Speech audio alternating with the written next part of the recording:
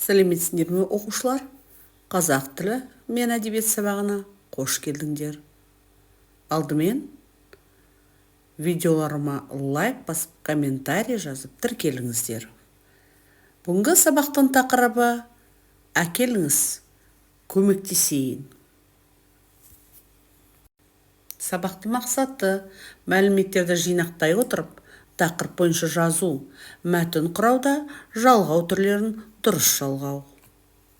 Бүгінгі сабақтың жаңа сөздері: сыпайылық, вежливость, апарысу, әкелісу, отнести, принести, тәрбие, воспитание, алғыс айту, поблагодарить, құрмет, почтение, уважение.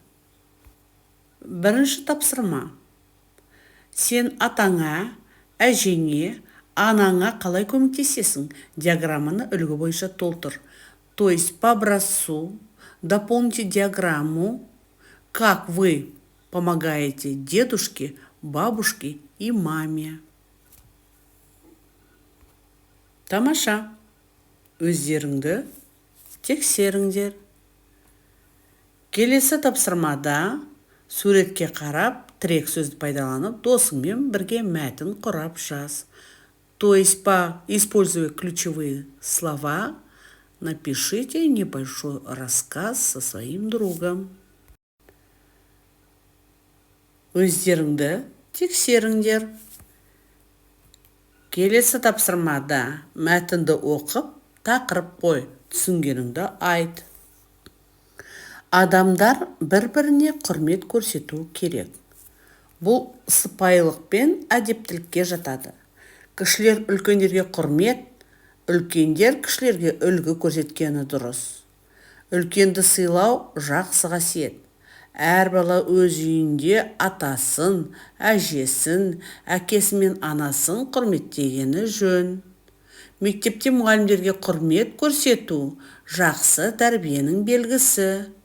Әлібек өте тәрбиелі, мейірімді, ақылды бала. Атасы оған ақыл айтып, жақсы істерге үйретеді. Әлібек атасының сөзін тыңдайды, атасын сыйлайды. Әлібек көшеде үлкен кісілерге көмек береді. Оларға көшеден өтуге, автобустан түсуге көмектеседі. Үлкен кісілердің сөмкелері ауыр болса, үйіне апарысады. Олар Әлібекке алғысын айтады. В этом тексте говорится о том, что люди должны проявить друг друга уважение. То есть к уважению относится вежливость и воспитанность. Младшие должны уважать старших, а старшие должны быть образцом для младших. И уважение старших – это хорошее качество.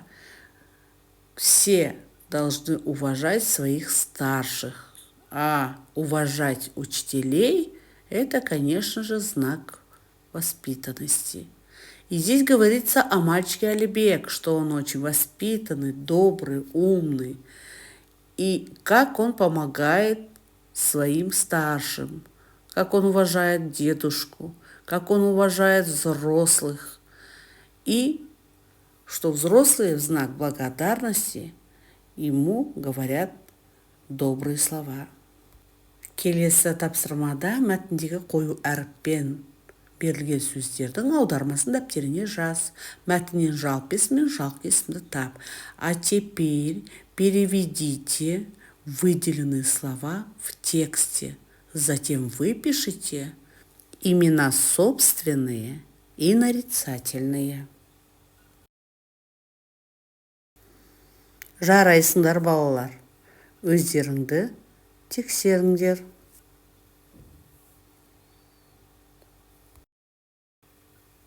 Келесі тапсырманы орындаймыз. Мәтін мазмұны бойынша төмендегі сұрақтарға жауап беріңдер. По содержанию текста ответьте на следующие вопросы. Өздеріңді тексеріңдер.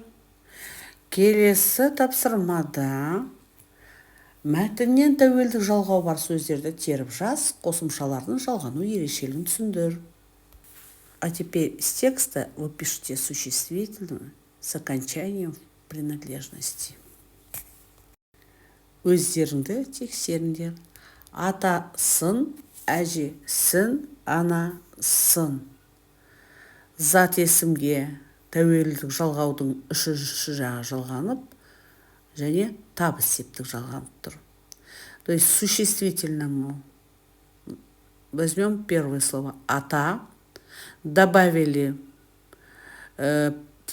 окончание принадлежности третьего лица и плюс окончание табыс септік.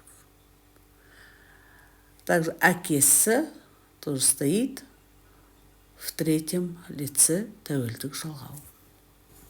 Келесі үлкендерге қалай көмектесесің кластерін толықтырыңдар. То есть дополните кластер, отвечая на вопрос, как вы помогаете взрослым.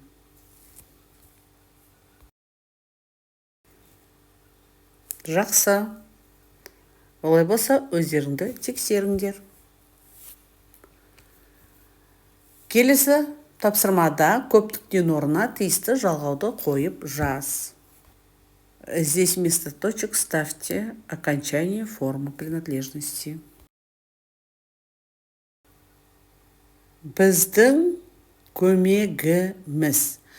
Здесь заметьте, что перед окончанием принадлежности глухие согласные заменяются звонкими. У нас исходное слово «комек» оканчивается на глухой согласный «к». А теперь во множественном числе в первом лице біздің көмегіміз.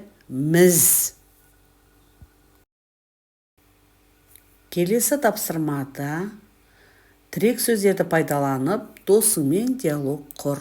Диалогте жалпы есім, жалқы есімдерді қолданыңдар. А теперь составьте диалог со своим другом, используя ключевые слова, а также имена собственные и нарицательные. Жарайсыңдар. Өздеріңді тексеріңдер. Келесі тапсырмада сұрақтарға жауап бер, пікіріңді дәлелде. Ответьте на следующие вопросы. Жарайсыңдар. Өздеріңді тексеріңдер. Осымен сабағымыз аяқталды. Сау болыңдар. Назарларыңа рахмет.